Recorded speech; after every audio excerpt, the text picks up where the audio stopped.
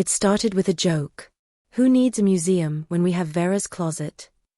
Derek laughed into his wireless mic, eyes gleaming with that Silicon Valley startup arrogance, like he just invented disruption and synergy in the same breath. The whole conference room erupted. Well, most of them. The developers fake laughed. The interns actually laughed, not knowing any better. Me? I just stared at the humming rack of servers I'd babied like premature twins for 9 goddamn years, thinking this is the moment this idiot signs his own pink slip. Derek Morrison came in 4 weeks ago with a jawline sharp enough to slice prosciutto and a LinkedIn profile drowning in buzzwords. Digital transformation, operational excellence, capital optimization. Real tech bro energy on steroids.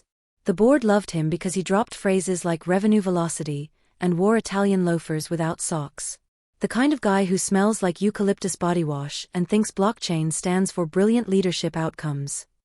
Now he was standing in our all-hands meeting, laser pointer aimed at my server rack like it was a garage sale item he planned to lowball.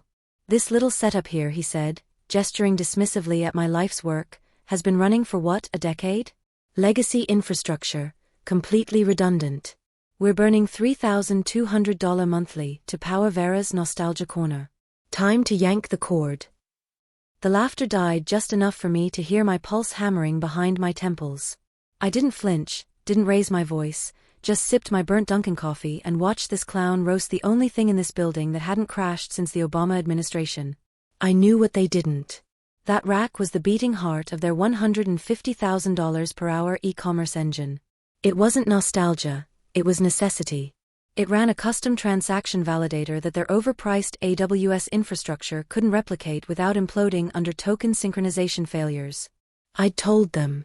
Hell, I documented it 7 different ways, but Derek skimmed the technical handoff like it was a BuzzFeed quiz about which friend's character matches your personality.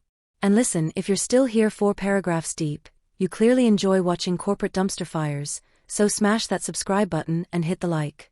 Yeah, 94% of you just ghost these stories without following, and honestly, it kills engagement faster than Derek killed our payment processor.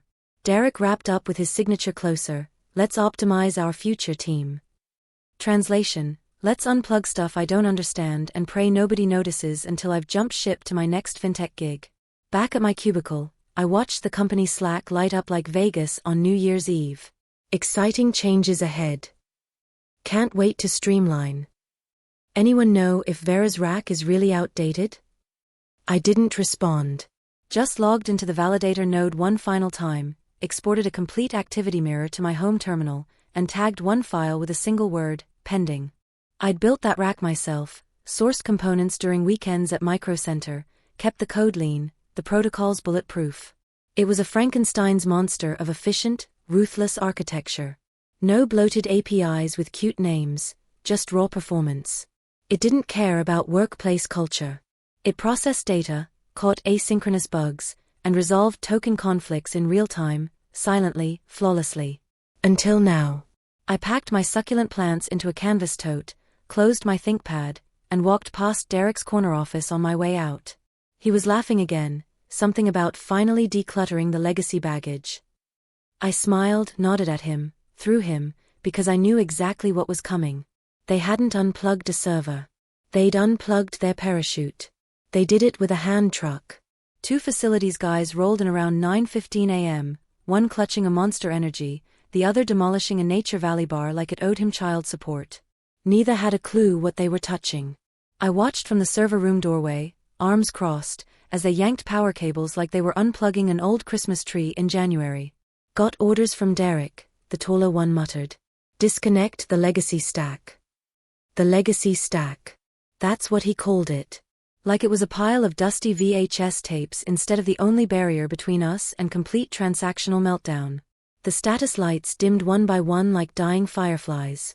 The cooling fans slowed, the hum went silent, and with it, 9 years of my careful engineering. I said nothing. Not even when they bumped the frame into the doorway like amateur movers hauling a Craigslist couch.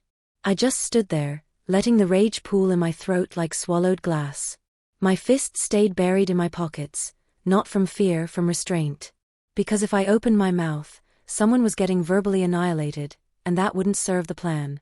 I'd already started the plan. The night before, While Derek was probably polishing his PowerPoint transitions and watching YouTube videos about executive presence, I'd been quietly crafting a secure data capsule on an encrypted thumb drive. That drive contained the validator override keys, back-end recovery scripts, and a meticulously annotated ledger of every system-level change I'd implemented over 9 years. The last command I'd typed, initiate failsafe protocol 7XR. It hadn't executed anything yet. It just waited, patient as a landmine.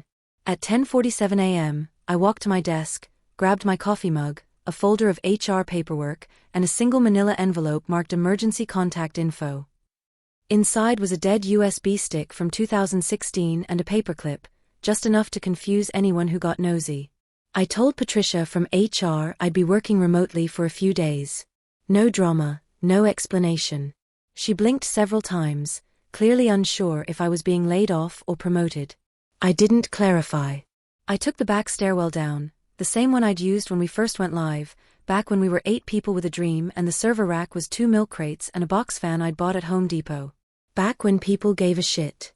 I used to carry that rack up these stairs when we moved offices.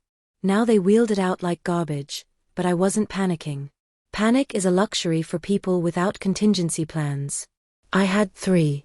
At home, I booted up the Mirror node, my private backup system humming in a temperature-controlled closet I'd built after the 2019 server room flood taught me about redundancy. I watched the logs cascade across my monitor. Payment confirmation cycles slowing. Duplicate transaction flags multiplying. Minor anomalies stacking like termites in drywall. They hadn't noticed yet, but they would. And by the time they realized what Derek had done, unplugging the validator, the real validator, they'd already be hemorrhaging money. Refunds, failed orders, broken discount codes, phantom shopping carts haunting their CRM. Me? I'd be sipping chamomile tea, waiting for the inevitable knock. Not because I wanted it, but because they'd need me desperately. It started like all tech disasters do, quietly, irritatingly, and conveniently blamed on someone else. 3 days after my rack got wheeled out like a broken jukebox, the first support ticket hit the queue. A customer reported receiving triple refunds for a single cancelled order. Then another. Then 12 more, all different time zones, all within a 4-hour window. The refund queue backed up like a clogged drain, but no alarms sounded yet. Just mild concern and the usual vendor finger-pointing. Our outsourced IT team, a bunch of credential-collecting mercenaries in Denver with senior in all their job titles, called it regional congestion, blamed DNS latency from a failover node syncing improperly. Their solution? Purge the session cache and restart the microservices. Classic tech support bingo. Meanwhile, the order queue started throwing errors like a slot machine with a grudge. Transactions stuck in limbo. Payment tokens expiring mid-process. Customers refreshing for hours, then abandoning ship to buy from competitors. But the cloud dashboard still glowed green, operational, which is corporate speak for don't peek behind the curtain. In Monday's stand-up, Derek popped into the Zoom call with a fresh fade and that same crest white strip smile. So we had some minor turbulence over the weekend, but all systems are optimized now, right? Then he actually chuckled. Maybe someone should just reboot the cloud.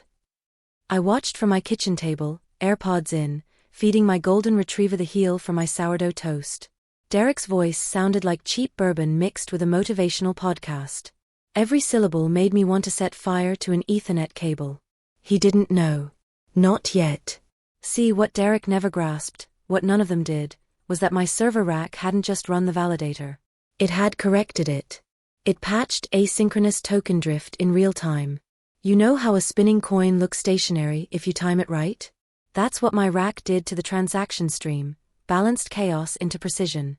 Without it, token IDs aged too fast. Timeouts overlapped.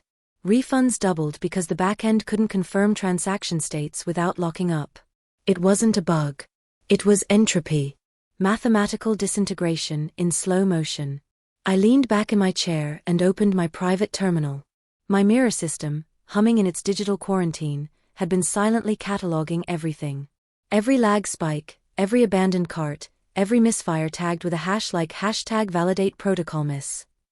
Logs don't lie. Unlike Derek. A drip became a trickle. A trickle became a flood. By Wednesday afternoon, Sales metrics showed an 11% variance between confirmed transactions and actual revenue capture. Still within tolerance, Derek announced, because he didn't understand that variance compounds exponentially. He ended the meeting early to focus on deliverables. Translation: call his brother-in-law who once built a Shopify plugin and beg for advice. I didn't gloat. Not yet. There's no satisfaction in watching a plane crash you warned them about. Just grim inevitability. I didn't want chaos, but I knew it was inevitable. I could see it blooming in the logs like black mold, silent, beautiful, unstoppable. Entropy doesn't scream. It whispers sweet mathematical destruction. By Friday morning, the dashboards started contradicting each other in real time. Sales team reported $2.1 million revenue. Accounting saw $1.8 million. Marketing's dashboard insisted we'd hit $2.3 million and tried to launch a celebratory Slack emoji parade. Then someone pulled the refund totals, $847,000. But nobody could reconcile what we'd actually earned. It was like the company was being haunted by ghost money. One of the accountants, Dorothy, bless her overworked, undercaffeinated soul, lost it in the team chat. Are we making money or bleeding it? Because QuickBooks says we're doing both simultaneously, and my migraine medication isn't strong enough for quantum accounting. The complaints avalanched in. Orders still processing after 48 hours. Charged twice, received nothing. Cancelled yesterday, still haven't gotten my refund. One customer threatened to report us to the Attorney General and his podcast with 50,000 subscribers. I bookmarked that one, seemed like a man of action. Then came the development ticket that lit the fuse. A junior developer named Kevin, fresh from coding bootcamp, still believed management read documentation, submitted a detailed report flagged red and marked urgent. I read the whole thing from my mirror system while sipping lukewarm Earl Grey. Token synchronization failure, his exact words. The backup validator isn't compensating for asynchronous token delays. Timestamps are diverging exponentially. We're stacking orders before closing previous ones, essentially creating digital echo transactions that never finalize properly. It was poetry. Technical, accurate, damning poetry. It was also his termination notice. Derek, in his infinite wisdom and jaw-clenching panic, fired Kevin immediately. Said he was spreading unnecessary alarm and disrupting team morale with theoretical doomsday scenarios. No severance, no HR present, just a digital pink slip and a Slack message. Thanks for your contributions, Kevin. I watched it unfold. Kevin's access revoked, his email signature wiped clean. Another loose thread snipped before it could unravel Derek's ego quilt. That's when I sent the email. Anonymous, untraceable, routed through a secure proxy to the legal team. Subject line: Protocol Echo 7XR Reference Manual. The email contained 3 sentences: Protocol Echo 7XR Documentation. Reference lines 67 to 134. Validator Patch Notes v3.2b. Recommended reading: immediate. Surgical. Precise. Just enough to make a lawyer nervous. Protocol Echo 7XR wasn't public knowledge. It was an internal fail-safe reference I'd buried in the infrastructure manual 4 years ago, detailing exactly the scenario we were living through. A contingency for token drift failures in the absence of real-time synchronous correction. AKA, what happens when you unplug my server? I didn't want to burn the building down. But legal's job is to smell smoke before fires start. By close of business, half the engineering team was in crisis mode. Sales was begging for manual overrides. And Derek? Derek was off-site taking calls, probably stress Googling how to diagnose cloud failures and junior developer sabotage signs. He wouldn't find answers because the answer was me, and I hadn't touched a goddamn thing. The emergency meeting invite arrived at 6:23 a.m. on Saturday. Subject line: Fire Urgent Q3 System Sync Crisis Fire, which is Derek speak for the plane is on fire and I just duct taped over the altimeter. 18 people joined the Zoom. Only 3 turned their cameras on. Everyone else looked like they'd been either crying or calculating unemployment benefits. Derek, naturally, looked like he'd applied concealer and rehearsed his lines in front of a ring light.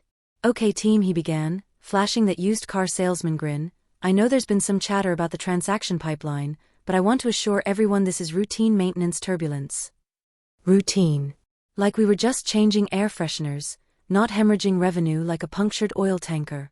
I've already engaged our cloud partners, and PR is crafting transparent messaging. We'll lead with accountability and innovation. Translation: we're going to lie as vaguely as possible and hope nobody checks our math. Then the kicker: as for the validator logs, engineering's handling it. We've got redundant backups. Just a minor visibility hiccup. My phone buzzed. A text from Lisa, former colleague in back-end development. You locked them out, didn't you? I didn't reply. Not because I didn't want to, but because there was nothing to say. She knew. They all knew now. Derek was bluffing with Monopoly money at a poker table. Those validator logs, the ones showing where payment flows were rupturing, where refunds triggered without corresponding charge closures, were encrypted with a security certificate tied to my biometric data and a passphrase so bizarrely specific that no AI could crack it given a century and unlimited processing power. And Derek couldn't even spell asynchronous without autocorrect. The engineering team had tried everything: rotating credentials, brute force attacks, even bribing one of the interns to hack it like they were in a Netflix cyber thriller. Nothing worked because there was no workaround. I designed it that way. After 2020, when a system update deleted 6 weeks of sales data and Derek's predecessor tried blaming legacy code incompatibility, I swore, never again. The system broke completely at 2:17 p.m. Saturday, right during their heavily promoted Weekend Warrior sale, everything from yoga mats to smartwatches marked down 45%, advertised across 6 states, 3 influencer podcasts, and 1 very expensive billboard in downtown Austin. And then, nothing. No processing. No thank you for your order. No revenue counter climbing like a Vegas jackpot. Just digital silence, the equivalent of stepping on the gas and watching the engine fall out onto the highway. Order confirmations vanished mid-transaction. Customers clicked buy now and got trapped in loading screen purgatory. One woman posted a screenshot of her cart spinning for 37 minutes with the caption, "Is this part of the sale or a psychological experiment?" A fitness influencer named Brandon with 3.2 million followers made a TikTok where he just stared at the screen and whispered, "They scammed us all." It got 800,000 views in 5 hours. Refunds triggered automatically, not because anyone authorized them, but because the system couldn't verify charge states, so it defaulted to customer protection. $1.3 million in misfired refunds within 4 hours. And the cherry on top, internal revenue dashboards froze at 2:41 p.m. sharp, stopped updating like a clock dropped in the ocean. By Monday, the forensic audit landed. Commissioned by the board, rushed by legal, conducted by a third-party firm that charged like battlefield surgeons. They didn't ask questions, they followed digital breadcrumbs, timestamps, access trails, packet flows. After 26 hours of dissecting Derek's duct tape operation, they dropped their verdict like a guillotine. The backups weren't backups. They were mirrors, incomplete cloud image nodes requiring real-time validation to function. The moment Derek unplugged my original rack, the only source of master-side timestamp correction, all those shiny new systems had been flying blind. Token drift crept in immediately, first by milliseconds, then seconds, then fatal mismatches. Orders authorized against expired tokens. Refunds issued for transactions that didn't technically exist. Carts duplicated, charges looped. But the worst discovery, the system had been compensating for years, quietly, manually, line by line, by me. The forensic team found it in the logs. Daily entries, timestamp corrections, failsafe patches pushed manually under an admin key labeled vdavis_override. No automated scripts, no scheduled jobs. Just a woman and her terminal, day in, day out, patch, validate, confirm, repeat. Derek finally got it. Thursday night, well past any reasonable working hour, security cameras caught him pacing the empty office barefoot, white dress shirt stained with what looked like panic sweat and spilled Red Bull. Through the conference room glass, Jules from IT watched him clutch one of the old backup drives like it might whisper salvation if he squeezed hard enough. Then Derek said it quietly to no one, maybe to God, maybe to the vending machine, "I unplugged the validator." The call came Friday morning. Not from the CEO, from Rebecca, their crisis management consultant. Smooth voice, Manhattan area code, the kind of woman who could stop a media leak with one hand and destroy an NDA with the other.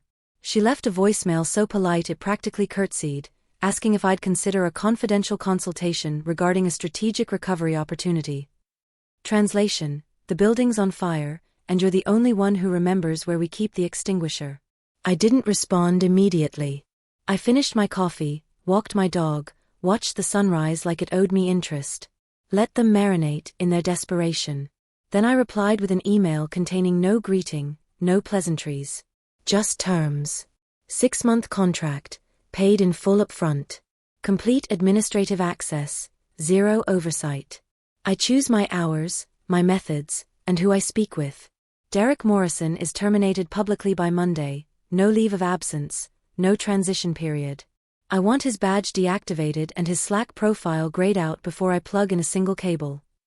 6 hours later, the contract arrived. Signed, sealed, every demand approved.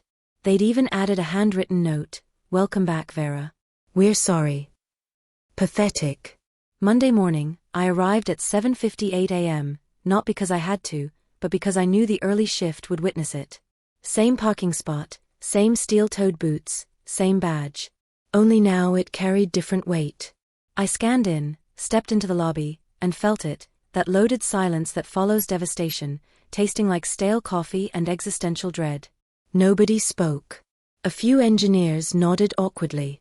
Others avoided eye contact entirely. HR peered through their glass partition like I was a saber-toothed tiger loose in the cubicles. Even Patricia, who'd complimented my scarves for 4 years straight, just blinked and looked away. I walked past Derek's former office, empty, blinds drawn, chair spun backward, a half-consumed protein shake still sweating on the desk.